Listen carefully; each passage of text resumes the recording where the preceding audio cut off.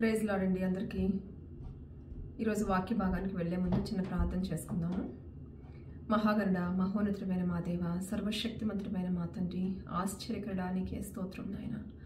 ఆలోచనకర్తమైన మా దేవా నీకే స్తోత్రం తండ్రి. నిత్యుడవకు మా తండ్రి నీకే స్తోత్రం నాయన. సమాధానాధిపతి నీకే స్తోత్రం తండ్రి.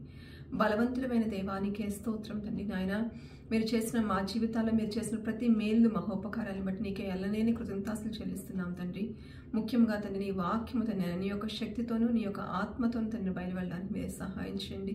నీ ఆత్మ తండ్రి నాయనతో తండ్రి నాయన మరి కార్యాలు జరిగించండి. మాట్లాడినప్పుడు మీరు కాదు పరిశుద్ధాత్మ సెలవిచ్చిన దేవా నీ పరిశుద్ధాత్మ కార్యం మా పట్ల జరిగించమని నాయన మీ ఆత్మకార్యంతో మమ్మల్ని తృప్తిపరిచి దీవించి ఆశీర్వదించి ముందుకు నడిపిస్తారు. నజరుడైన యేసుక్రీస్తు వారి శ్రేష్టమైన పరిశుద్ధమైన నామమున వేడుకుంటున్నాను నా పరమ తండ్రి.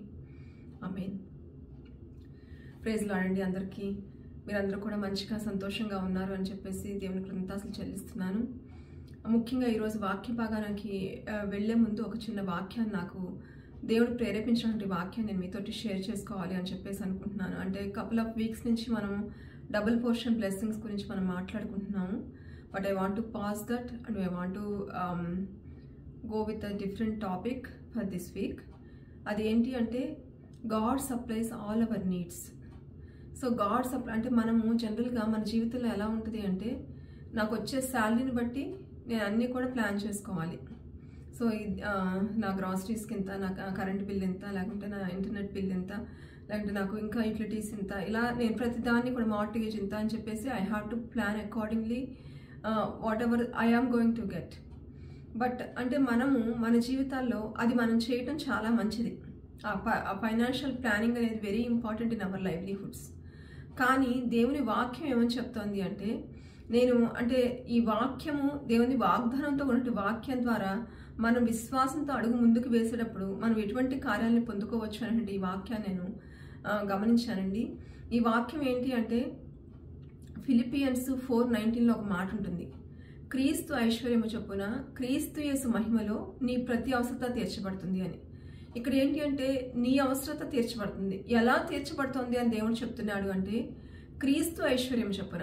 నీ ఐశ్వర్యాన్ని బట్టి కాదు, నీకున్నటువంటి ఆ ఫైనాన్సెస్ని బట్టి కాదు, నీకున్నటువంటి ఆ యొక్క బ్యాంక్ బ్యాలెన్స్ని బట్టి కాదు, నీకున్నటువంటి ఆ యొక్క టాలెంట్స్ని బట్టి కాదు, లేదంటే నీకు వచ్చే ఎవ్రీ మంత్లీ ఇన్కమ్ని బట్టి కాదు, కానీ but the God who supplies all our needs.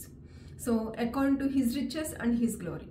So ఆయనకున్నటువంటి ఐశ్వర్యం చొప్పున ఆయన ఎంత ఐశ్వర్యవంతుడు అని మనం ఒకసారి ఆలోచిస్తే ఈ భూప్రపంచాన్ని మొత్తాన్ని కూడా క్రియేట్ చేసిన వాడు దేవుడే.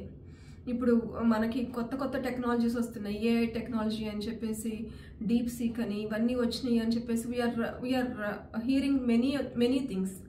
But God is the one who created that.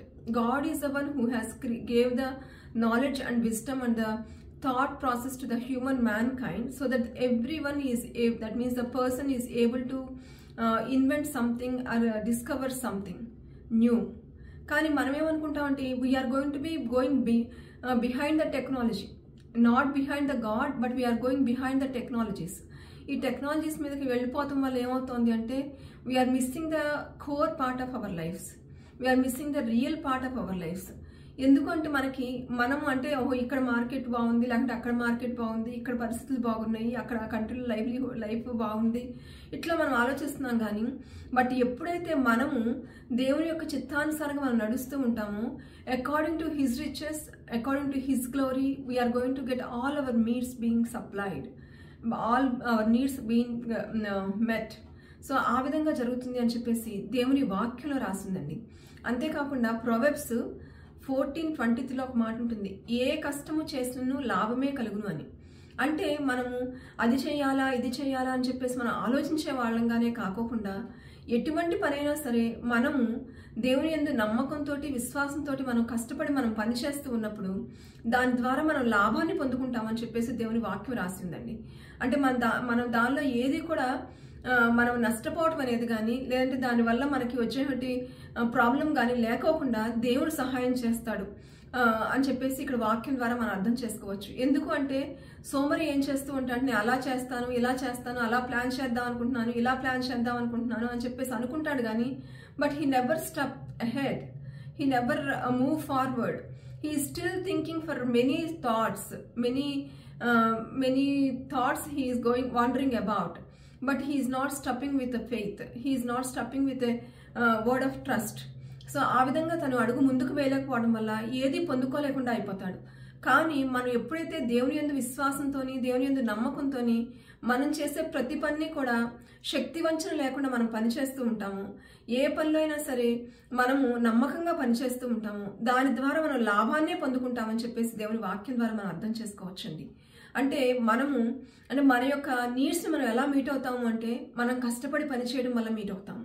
అంటే మనం కష్టపడే దాన్ని దేవుడు ఆశీర్వదించడాన్ని బట్టి మనము ఆ యొక్క నీడ్స్ని మీట్ అవ్వగలుగుతాము. ఎందుకంటే మనం కష్టపడి పని చేస్తున్నప్పుడు దేవుడు దాన్ని బ్లెస్ చేసే దేవుడుగా ఉన్నాడు. మనం ఎప్పుడైతే ఆయన ఇచ్చినటువంటి చిన్న దానిలో మనం నమ్మకంగా ఉన్నప్పుడు ఆయన దాన్ని మల్టిప్లై చేసే దేవుడుగా ఉన్నాడు. దానికి ఎక్స్పోనెన్షియల్ ఇంక్రీజ్ అనుగ్రహించే దేవుడుగా ఉన్నాడు. ఎందుకు అని నేను చెప్తున్నాను అంటే 5 loaves 2 fishes అంటే ఆ చిన్న వాటిని దేవుడు when he gave thanks and these are going multiplied.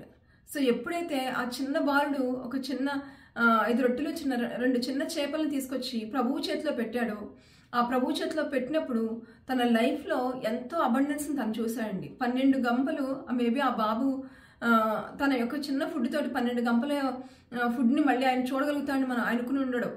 కానీ దేవుని యందు నమ్మిక ఉంచి, లేదంటే తన దగ్గర ఉన్నటువంటి దాన్ని ఎంతో ప్యూర్ హార్ట్ తోటి, ఎంతో హంబుల్ హార్ట్ తోటి, ఎంతో సర్వెంట్ హార్ట్ తోటి ఆ చిన్న బాబు ఇవ్వడాన్ని బట్టి అక్కడ we're able to see the mighty miracle of God. అదేవిధంగా మన జీవితాల్లో మనకున్నటువంటి ఆ చిన్న దానిలో మనం నమ్మకంగా ఉన్నప్పుడు, మనకున్నటువంటి ఆ చిన్న విషయంలోనే మనము దేవుని యందు విశ్వాసం చూపిస్తూ ముందుకు నడుస్తున్నప్పుడు God is the one who is going to reward us in his due course of time. So ఆయన యొక్క బలీయమైన చేతుల కింద మనం దేన మనసులో ఉన్నప్పుడు ఆయన తగిన సమయం ముందు మనల్ని హెచ్చించే దేవుడుగా ఉన్నాడు, మనల్ని ఆశీర్వదించే దేవుడుగా ఉన్నాడు. తన యొక్క ఐశ్వర్యము చొప్పున క్రీస్తు యేసు మహిమలో మన ప్రతి అవసరాలని కూడా తీర్చే దేవుడుగా ఉన్నాడు. కాబట్టి ఆ విధంగా మనందరం కూడా ముందుకు సాగుతూ మనం చేసే ప్రతి పనిలో కూడా నమ్మకంగా ఉంటూ ముందుకు సాగాలని కోరుకుంటూ ఈ యొక్క చిన్న వాక్యాన్ని నేను రోజు ముగిస్తున్నానండి. Thank you all.